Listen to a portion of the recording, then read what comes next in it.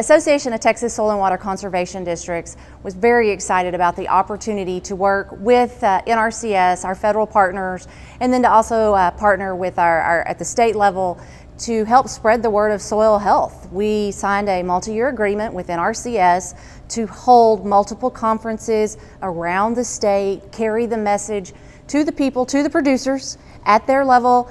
This allows us to bring in speakers that can focus on soil health needs in a particular locale, really tailor it to their needs, bring in producers from the area that are already kind of leading the way in soil health. And this is something that will continue. We can excited about continuing to work with NRCS for the next 2 years to continue to have these conferences, 2-day meetings. And I said just really an opportunity to spread this message about soil health and what I like to call kind of the soil health movement that's really going on across the country in the United States. NRCS is they're invaluable partners to our communities. It's amazing that you learn a lot about different agencies, whether they're state, federal, whatever, but this agency functions so well to help the people within the surrounding community. I mean, it's a one-on-one relationship. It's a partnership to where that they can really get out there on your farm, on your ranch, and sort of help you, whether different equip projects, or whether it has been trying to get rid of brush control. I mean, because especially here in East Texas where we are, then that's always kind of a critical issue. We have a lot of different things, like they can tell us we can wound some of it, but we're not going to always be able to eliminate it. The Texas Soil and Water Conservation Partnership with NRCS is important because both of them support each other and helping in this soil health movement at this time. The most important thing is that healthy forages produce healthy soils, and healthy soils there in turn produce healthy forages. In our research, we have found the leading ranchers through North America, in fact, who have shown that by restoring their soil health and their vegetation, they have increased their profitability by substantial amounts.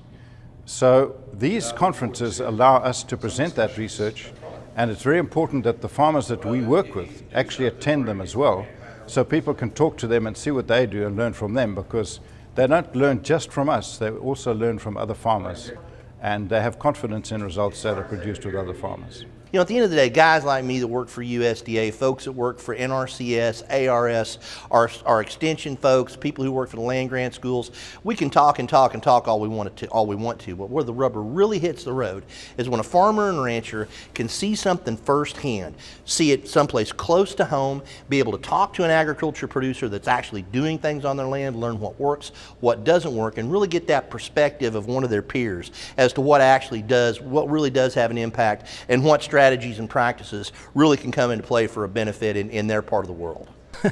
We got to do something about it. And when I say we, I'm talking to the producers. And I don't mean that disrespectfully towards the NRCS guys and gals or the soil and water conservation people, but producers, it's our responsibility to change. It's not going to be the NRCS guys and gals that change.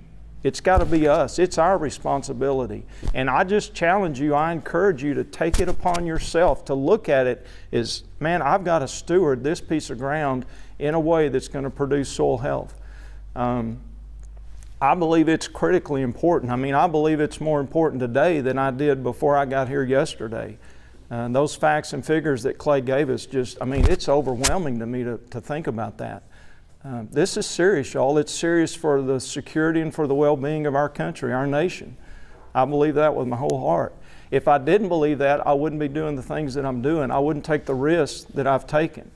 I wouldn't subject myself to the unkind comments that I've got from neighbors. But it's part of it. It's just part of what's going to happen when you make a change and when you go against what 99% of producers out there are doing. I talked a little bit today about soil health and the important role it plays in helping agriculture producers better prepare for extreme weather events, while at the same time helping do things to improve efficiency, reduce costs, help the bottom line, and also help address other environmental problems like water quality, soil erosion, and making sure that we get the most efficiency out of the fertilizer and other chemicals that we put on the ground.